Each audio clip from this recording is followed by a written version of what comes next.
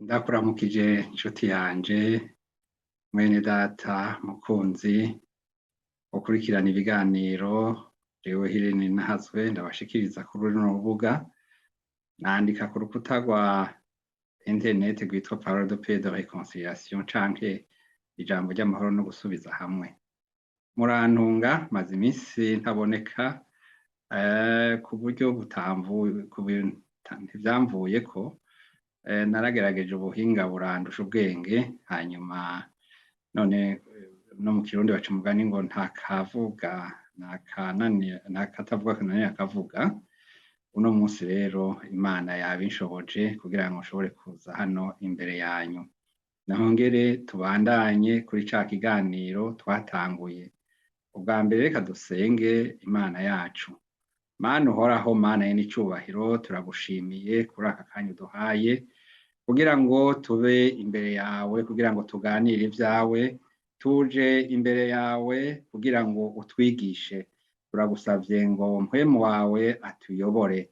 Twisabiye imbabazi ku vyaha vyose twakoze, tubishaka canke tutabishaka, tubizi canke tutanavyibuka, ngo tubabarire kubw'amaraso ya Yesu yasheshwe ku bwacu. Turemera ko Yesu yaje mw'isi kugira ngo adukize ivyaha, kandi kubwo Yesu yaje akaduha n'isezerano. Uwo Yesu yaje akaduha n'isezerano yuko tuzoza kujana abiwe, kandi abiwe nabo bose akaba abantu bose yarabahaye ihitamwo, natwe turimwo. None twe rero twahisemwo, kandi twahisemwo kumukurikira, nka wa wundi aririmba ati je nahisemwo kuzokwama nkurikira Yesu kandi sinzosubira inyuma.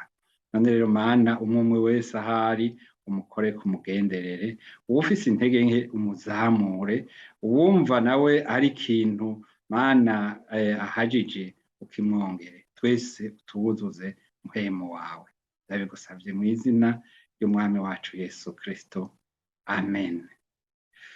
Ndanezerewe cane no gusubira kubana namwe.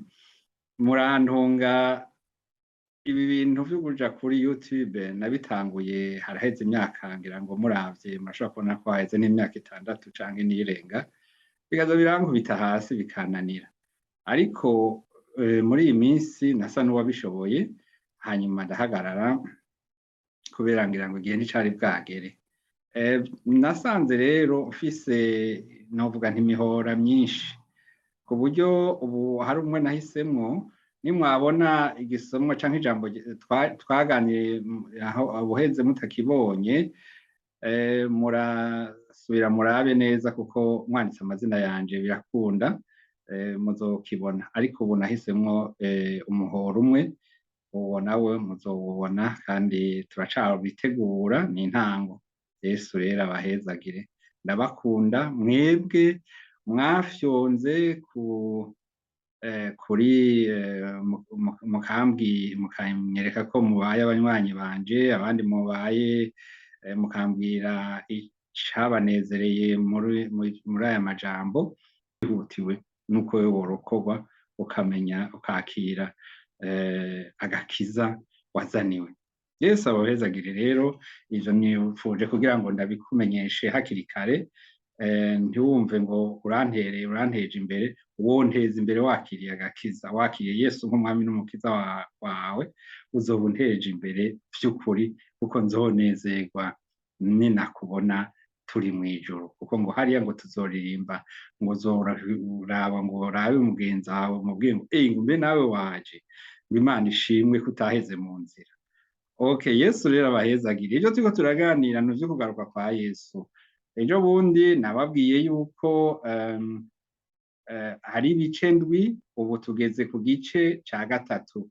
Reka rero mbasangize mbere ahantu biri ubwami bwa Yesu Kristo bw'imyaka 1000. Aha ngira ngo niho twari tugeze, ko twaravuze ahambere, twaravuze aha kabiri, none ubu rero tuje kuvugira gatatu. Abashaka kuzobiraba ntiduteba kuri aha hantu, kuko bica umenga turiko tuganira nabo tutabona. Ariko kubera ko ndabiberetse ngaha, uzogomba kuhahagarara azosubira afyonde kuri iyo video nyene yongera abone vyose vyanditswe mu rurimi rw'igifaransa no mu rurimi rw'ikirundi kugira ngo mwese biborohere. Ego ariko ibiriko vyose ngira ndabibasomere kugira ngo muvyumve mumenye naho biri, kuko umwami Yesu yaduhaye ntivyandikiwe ubusa. Kuri iki gisomwa nyene tuvuga ku vyerekeye ubwami bwa Kristo bw'imyaka 1000. Ndasoma muri Bibiliya igice ca 20 kuva ku karongo ka mbere gushika ku kindwi. Havuga aya majambo nayanditswe uko nyene yanditswe no muri Bibiliya, ngo mbona umumarayika amanuka avuye mw'ijuru afise urufunguruzo rw'ikuzimu, afise ikinyororo mu minwe. Afata ca gisato, nico ya nzoka ya mbere, niyo mugarariji, irindi ni Satani, akiboha ngo kimare imyaka 1000, agikororera kuzimu, arahadadira, ashirako ikimenyetso kikirumya, kugira ngo nticongere kuzimiza amahanga gushitsa aho imyaka 1000 izoshirira. Niyashira gikwiye kubohorwa ngo kimare igihe gito. Mbona intebe z'ubwami, mbona abicara kurizo bahabwa ubucamanza, kandi mbona ubugingo bw'abaciwe amazosi babahora gushingira intahe Yesu n'ijambo ry'Imana, nibo batasenze ca gikoko canke igishushanyo caco, kandi ntibemeye gushirwa ikimenyetso caco mu ruhanga canke ku kiganza. Baba bazima bafatanya na Kristo kuganza imyaka 1000. Abapfuye bandi ntibaba bazima iyo myaka 1000 itarashira. Uko niko kuzuka kwa mbere. Uri mu mugabane wo kuzuka kwa mbere arahiriwe, kandi nuwera. Urupfu rwa kabiri ntirugira ububasha bameze batyo, ariko bazoba abaherezi b'Imana na Kristo, kandi bazofatanya nawe kuganza iyo myaka 1000. Kandi iyo myaka 1000 niyashira, Satani azorekurwa ngo ave mw'ibohero. Ibi tubisoma mu vyahishuriwe Yohana igice ca 20 kuva ku karongo ka mbere gushika ku kindwi. Twavuze ngo iki? Twavuze ejo bundi yuko abapfuye n'abazoba bakiriho bari mu mwami wacu Yesu Kristo bazoduzwa muri ca gihe twise canke citwa ukuduzwa kw'ishengero. Ivyo turavyimirije, igihe bisigaje ntaco tuzi, ariko novuga nti niyo ntambwe isigaye. Niyo gituma Petero yivugira ati erega umwami Yesu ntatevye kuza, ntatebeje isezerano nk'uko yabivuze. Imana ntitebeje isezerano nk'uko yabivuze, ihindiye ko abantu bose bihana. Wewe ihindiye ko wihana ukaronka agakiza, kuko aje ubu urumva ntiwoba urubaye muri ba bandi bazoba mu kuzuka kwa mbere. Ubwo mbwira ngo ivyo birasobanutse. Reka tubandanye dusome ayandi majambo, nayo nyene nayo muri Bibiliya, ariko kandi twaranayasomye tubigarukako tubishimangira kugira ngo wewe uvyumva. Kumbure hari naho wowe ufatiye ibi vyigwa canke ibisomwa hagati ivya mbere utavyumvise. Ni muri ibaruwa ryandikiwe ab'Itesalonika rya mbere 4:13 gushika kuri 17. Ngira ngo muri ibi vyigwa ndwi, muri ibi bice ndwi, ngira ngo nta na hamwe tuzogenda tutahasomye canke tutahasomyeko. Avuga ngo ariko bavukanye ntitugomba ko muyoberwa ivy'abasinzira itiro ry'urupfu, ngo ntimubabare nka ba bandi badafise ivyizigiro, uko twizera yuko Yesu yapfuye akazuka, tube ariko twizera yuko abasinziriye muri Yesu Imana izobazanana nawe. Iki nico tubabwira, ni ijambo ry'umwami twashikirijwe, yuko twebwe abazoba bakiriho dusigaye gushitsa ukuza k'umwami wacu, tutazokwitangira na gatoya imbere y'abasinziriye, kuko umwami wacu ubwiwe azoza amanutse avuye mw'ijuru, aranguruye ijwi rirenga, hamwe n'akamu k'umumarayika mukuru n'inzumbeti y'Imana, maze abapfiriye muri Kristo nibo bazobanza kuzuka, maze natwe bazoba bakiriho dusigaye tuzoca duteruranwa nabo mu bicu, dusanganire umwami mu kirere, niho tuzokwama tubana n'umwami. Nuko mwiruranishe ayo majambo, uko niko vyanditswe muri ico gice ca Bibiliya.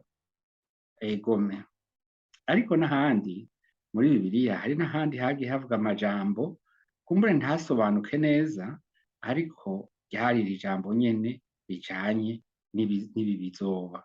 Nko muri Zakariya 8:3 batubwira ngo uku niko Uhoraho agize ati, ngarutse i Siyoni ngerere hagati y'i Yerusalemu, kandi Yerusalemu azokwitwa umugwa w'umwizigirwa, kandi umusozi w'Uhoraho Nyen'ingabo azokwitwa umusozi wera. Tumaze iminsi dufise akaririmbo twaririmbye, kandi benshi muri bene data bakurikirana ibiganiro nasanze baruzi, mbere barurimbana neza. Ejo bundi nagize ngo ngera mfate amajwi yabo, nari nabibasavye, ndongera ngerageza kuyacisha kuri uyu murongo, icuma kirayabenga n'ukuri, yaranse gufadika. Mbwiye abana nti erega vyanse, ngo ngira bavugije bukebuke, ariko reka rero ndaruririmbe uko ndabishoboye. Hari umugwa wera wo mw'ijuru, ni Yerusalemu wa murwa w'Imana, arakayangana pe izahabu, we Yerusalemu murwa w'Uhoraho. Yerusalemu, we Yerusalemu, hema ry'Imana, we Yerusalemu. Abera bose niyo bazoba babane n'Uhoraho imyaka yose, nta rupfu namba, nta mibabaro, vyose bizoba bibayesha. Yerusalemu, we Yerusalemu, we Yerusalemu, we Yerusalemu. Abera bose niyo bazoba babane n'Uhoraho imyaka yose, nta rupfu namba, nta mibabaro, vyose bizoba bibaye bisha. Muntu ukiri mu vyaha uzoca he? Kandi abandi bazo i Yerusalemu. Umugabane wawe ikiyaga cakamwo umuriro, urupfu rwa kabiri. Yerusalemu, we Yerusalemu, hema ry'Imana, we Yerusalemu we. abera bose niyo bazoba abanenura imyaka yose, nta rupfu namba, nta mibabaro, vyose bizoba bibaye bisha. Inshuti zanje Yesu abahezagire. Kuririmba kwanje si ikirenga, ariko kugira ngo umutima wawe ubone Kristo, niba bikenewe ko ndirimba, nzobikora cane gose. Nagira mpereze iki kiganiro ku majambo nayo nyene twarayavuze kandi turayasubiramwo, nayo yavuzwe na Daniyeli mu gitabo ciwe igice ca 12, havuga ngo kandi benshi mu bazoba basinziriye mw'ivu hasi bazokwikangura, bamwe bikangurira ubugingo budashira, abandi bikangurira ubumaramare n'ibiteterwe bitazoshira. Daniyeli 12:2. Ndabanezerewe rero no kuba twabanye muri kano kanya. Yesu aguhezagire. Uyu ni umwanya mwiza ushobora nawe kwakira Yesu nk'umwami n'umukiza wawe, kuko nta kindi kintu cadutumye canke codutuma tuza ngaha ngo dusigure ivya Yesu, dusigure ivyo kugaruka, atari kugira ngo nawe wakire Yesu. Wewe ijambo ry'Imana yatubwira ngo wowe uhagaze ni wiyubare ntugwe, utarahaguruka nawe niyo arahaguruke, nagerageza ahaguruke, kuko ahari si heza. Mana turagushimiye cane kuko uri Imana waremye ijuru n'isi. Turagushimiye muri aka kanya. Reka Sega w'amahanga tuhamagare kandi twifatanye n'aba bene data bumvise aya majambo, bakumva ko hari icohinduka muri bo, bakumva ko bashobora kukwakira. Mana ubakore ko mpemu wabashikira aho bari.